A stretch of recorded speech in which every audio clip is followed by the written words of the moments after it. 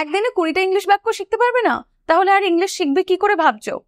Well, যদি তোমরা continuous effort না দাও ইংলিশের জন্য, যদি একটা টাইম ফিক্স না রাখো এবং যদি ছোট ছোট স্টেপস গুলো এখনো পর্যন্ত নেওয়া স্টার্ট না করো, তাহলে আমি বলবো আজকের এই ভিডিওটা থেকে অন্তত স্টার্ট করো। 20টা সেন্টেন্স শিখতে বেশি সময় লাগে না, তাই এক্সকিউজ দিয়ে লাভ নেই। তাই চলো আজকের এই ভিডিওটা এখনই পুরোটা এন্ড অব্দি দেখো, যে সেন্টেন্স গুলো শেখাচ্ছি খাতায় লিখে নেওয়ার চেষ্টা করো, আর নয়তো অ্যাটলিস্ট শুনে মনে রাখার চেষ্টা করো।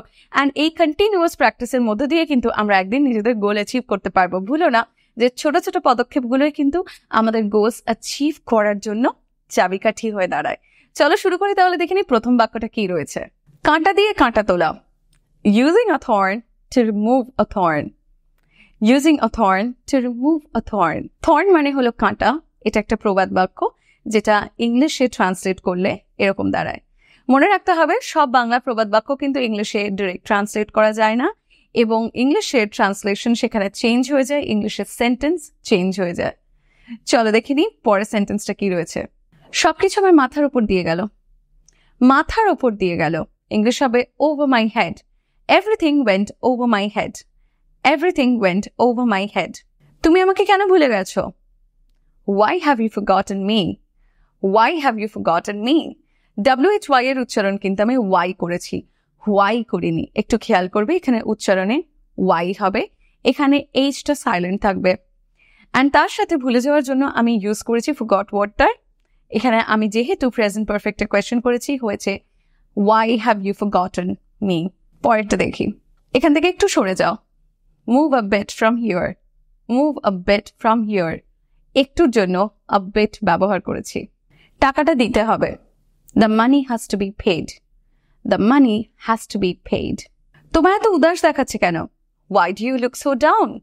Why do you look so down? Down মানে হচ্ছে আপসেট। তাহলে কেউ যদি উদাস থাকে আমরা জিজ্ঞাসা করতে পারি Why do you look so down? পরেরটা, সে যে কোনো মুহূর্তে এসে যেতে পারে। He could arrive any time now. যে কোনো মুহূর্তের জন্য any time now এর ব্যবহার রয়েছে। He could arrive any time now. যতক্ষণ শ্বাস ততক্ষণ আশ। While there is life, there is hope.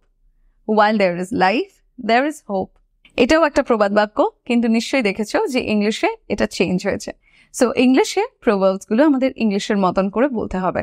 Tense related যে কোনো ডাউটের জন্য তোমরা প্লে লিস্টে গিয়ে সার্চ করতে পারো। টেন্সের কমপ্লিট মাস্টার ক্লাস সেখানে তোমাদের জন্য অ্যাড করা রয়েছে ফর ফ্রি।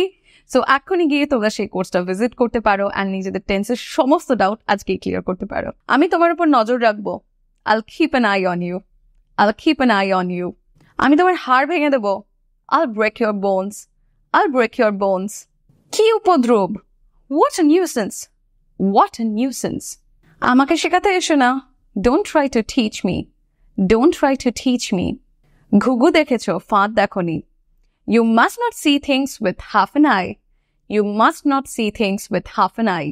তুমি আমার দিকে খালি তাকিয়ে আছো কেন? Why do you look blank at me? Why do you look blank at me? Look blank মানে হচ্ছে একদিকে উইদাউট এনি এক্সপ্রেশন ফ্যাল করে তাকিয়ে থাকা। পরেরটা দেখি, সঠিক উত্তর দাও। Answer to the point. Answer to the point অর্থাৎ যেটা জিজ্ঞাসা করা হচ্ছে সেটার উত্তর দাও। জলে কুমির, ডাঙায় বাঘ। আমাদের অনেকের পরিস্থিতি এরকম হয়।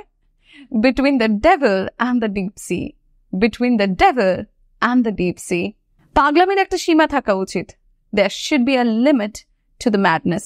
There should be a limit to the madness. তুমি আমতা আমতা কেন করছো?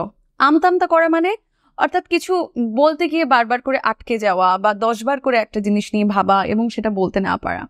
সো এটার ইংলিশ হবে Why do you hum and haw? Why do you hum and haw? Hum and haw মানে হচ্ছে আমতা আমতা করা। আয়ের অধিক ব্যয় করো না। Do not live above your means. Do not live above your means. সে হারে হারে দুষ্ট। He is wicked to the backbone. He is wicked to the backbone.